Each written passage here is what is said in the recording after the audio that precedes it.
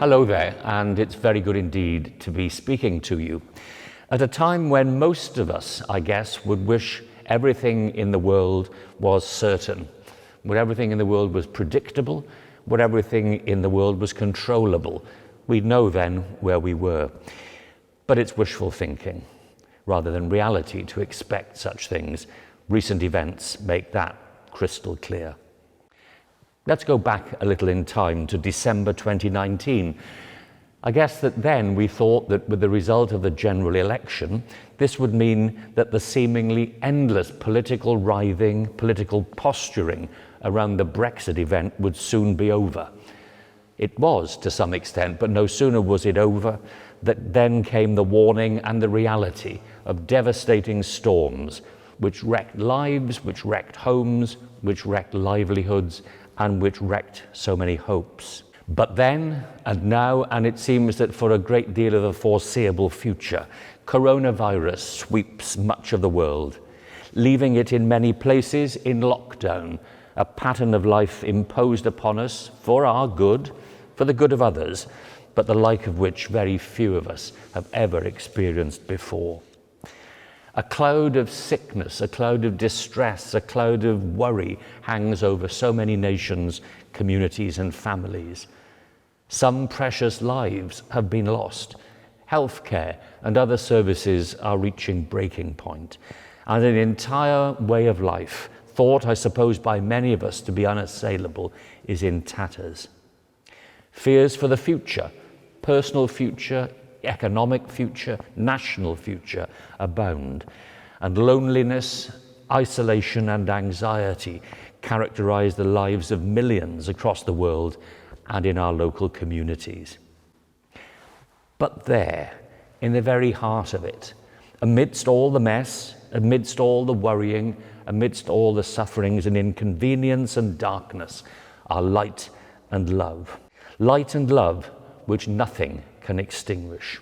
Light and love shown willingly, gladly, and sacrificially in countless acts of goodness, kindness, gentleness, and generosity, shown by millions of people unwilling to see their fellow human beings, their brothers and sisters, suffer a moment's more pain and sorrow if they can help it.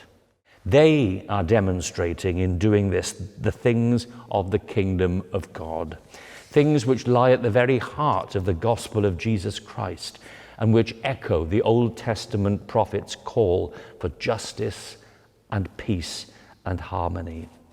The crucifixion of Jesus Christ was thought by those who worked and plotted to achieve it to bring an end to what he stood for, an end to what he demonstrated, and an end to the kind of life that he said everyone had a right to experience and for which others had a responsibility to work. This is life in an evidently frail and fragile world that is nevertheless as full and as just as it can possibly be. Life in a world where even the least of those Christ's brothers and sisters in the flesh and blood of humanity count, where they matter, where they're treated with justice and with dignity. Jesus' demands for that justice and dignity for others challenged and interfered with the selfish hopes and the controlling habits of others, the powerful, the manipulative, the arrogant. Their darkness despised his light. Their oppression was threatened by his love. So he had to go. And they put him to death in front of a baying, mocking crowd on a rubbish dump outside the walls of their carefully controlled city. For those who had seen in Jesus such great hopes of a new and better order, this was a bitter blow. The old order still securely in place.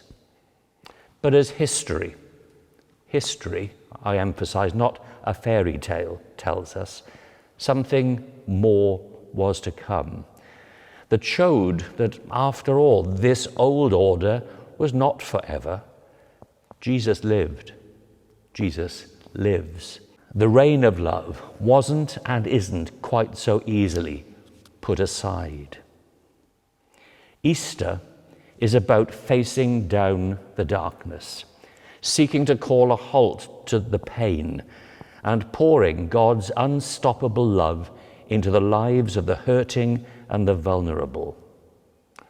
All around us now, just that is happening at the hands of those who are paid to do it and those who volunteer, all of whom simply can't stand by and see others suffer. And it happens time and time again whenever disaster strikes, whenever darkness comes, whenever fear threatens. This Easter is unlike any I have known, unlike any most of you will have known. But at its heart is the truth that all generations have known. When hearts bleed, love steps in.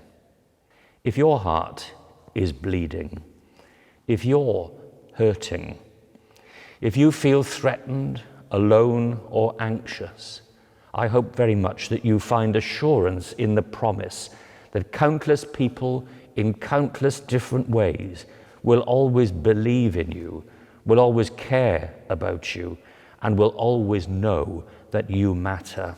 And they are working as hard as they can to bring resurrection to your life now. God the Father, who sent Jesus that we might know the reality of his love, is using them to reassure you of this love for you. There is a certainty and there is a prediction upon which we can rely and which we can trust, even if the days are dark and even if hearts are heavy. God bless you all now at Eastertide and always.